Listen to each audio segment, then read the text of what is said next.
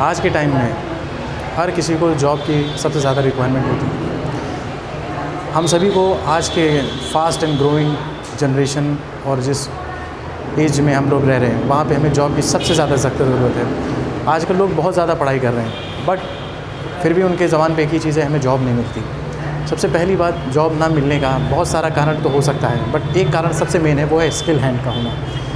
हमारे पास skill hand की बहुत कमी है जिसकी वजह से हमें जॉब पाने में बहुत मुश्किलें फेस करनी पड़ती है। अब देखिए, अगर हम जॉब करने जाते हैं तो वहाँ पे हमारे ग्रेड्स, हमारे मार्क्स को बाद में देखते हैं। अगर देख भी लिया तो हमें सिर्फ अप्रिशिएशन मिलता है, पर उससे हमारी जॉब पक्की नहीं होती। जॉब पक्की होने का सिर्फ एक ही रीज़न होता है, वो होता है हमारी स्किल्स। बहुत सारी जगह पे आप जॉब करने जाएंगे, अगर वो फाइनेंस की कंपनी हो, बैंकिंग सेक्टर हो, बीपीओ सेक्टर हो, आपकी कम्युनिकेशन का होना बहुत ज़रूरी है। एक गुड कम्युनिकेशन से आप बहुत अच्छी कंपनीज़ में और अच्छी जॉब्स को क्रैक कर सकते हैं। हम जिस जनरेशन में रह रहे हैं आज, टोटली सारा काम हमारा बिज़नेस का इंग्लिश लैंग्वेज पे हो गया है। पर अगर हमें इंग्लिश ही नहीं आएगी तो हम इंटरव्यू क्रैक कैसे करेंगे?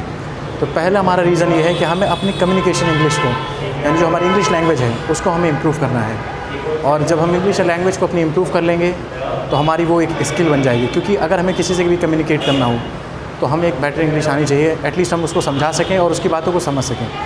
अगर हमारी लैंग्वेज नहीं आएगी तो हम ना तो इंटरव्यू क्रैक कर पाएंगे, ना उस कंपनी में रह के किसी क्लाइंट के साथ डील कर पाएंगे। तो कम्युनिकेशन एक ऐसा पार्ट है which will help you to crack and make the deals which offer by the company or which offer by the customer or client.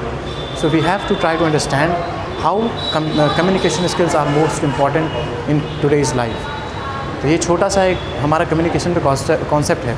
आजकल बहुत लोगों का थोड़ा सा भ्रम है कि कम्युनिकेशन नहीं होगा तो भी हमें जॉब मिलेगा। That is totally wrong.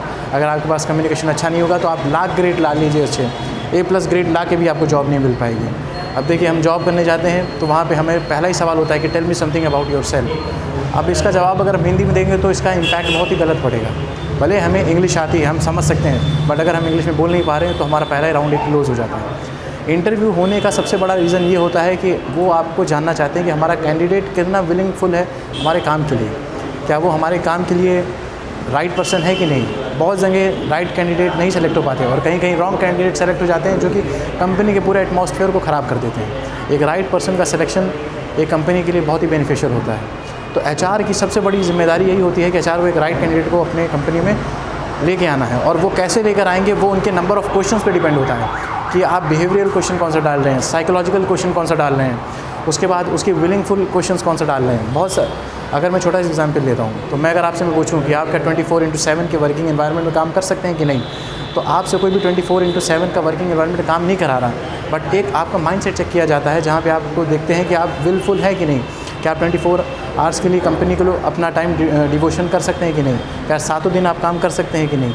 But सातों दिन ना कोई काम कराता है, ना 24 घंटे कोई काम करता है। It is just a fundamental which checks your brain whether you are willing to work or not. So ये छोटी छोटी बातें हैं और इंटरव्यू में लोग छोटी छोटी बातों से सेलेक्ट हो जाते हैं और इन्हीं छोटी छोटी बातों से डिस्क्वालीफाई भी हो जाते हैं। यूपीएससी एग्ज़ाम हो चाहे वो कोई कंपनी का एग्ज़ाम हो, बड़े बड़े एग्ज़ामों में छोटी छोटी बातें ही आपकी ध्यान की जाती हैं। आपकी एंट्री से लेके आपकी सिटिंग पोस्चर तक वो यही आपका देखते हैं कि आप कितने नर्चर हैं, आप कितना अप्रोच आपका कैसा है, किस तरह से आप कंपनी की चीज़ों को, कंपनी के वर्क एनवायरनमेंट को समझते हैं। लोग जॉब के लिए तो चले जाते हैं पर जॉब डिस्क्रिप्शन ही उनको नहीं पता होता कि हमारा जॉब डिस्क्रिप्शन है क्या, हम जिस जॉब के लिए जा रहे हैं वहाँ पे हमारा काम क्या होगा। तो लोग तो अपने एकेडमिक्स को पढ़ के जाते हैं, पर एकेडमिक्स को पढ़ना तो ठीक है बट जॉब का डिस्क्रिप्शन ज़रूर पढ़ना, क्योंकि इससे ये होता है कि अगर आप जॉब का डिस्क्रिप्शन ही भूल गए तो आप वहाँ के सवाल को सेट नहीं कर पाओगे, क्योंकि कंपनी वही कैंडिडेट को चाहेगी जो कंपनी का फॉर्मेट है। अगर कंपनी एक्सेल पे काम कर रही है, कंपनी सैप पे काम कर रही है, तो कंपनी चाहती है कि मेरे कैंडिडेट को भी उस चीज़ों से रिलेटेड कुछ ना कुछ इन्फॉर्मेशन तो होना ही चाहिए ताकि वो हमारी ट्रेनिंग को एक बेहतर तरीके से समझ पाए। तो ये चैनल ऑल अबाउट इन सब एजुकेशनल फील्ड से रिलेटेड होगा। मेरी नई बुक है, आपको Amazon, Flipkart, Google play store, Kindle store पे आपको मिल जाएगी ईजिली। बुक का नाम द बिलीव है और इस साल लॉन्च हुआ है और I need your support for my book.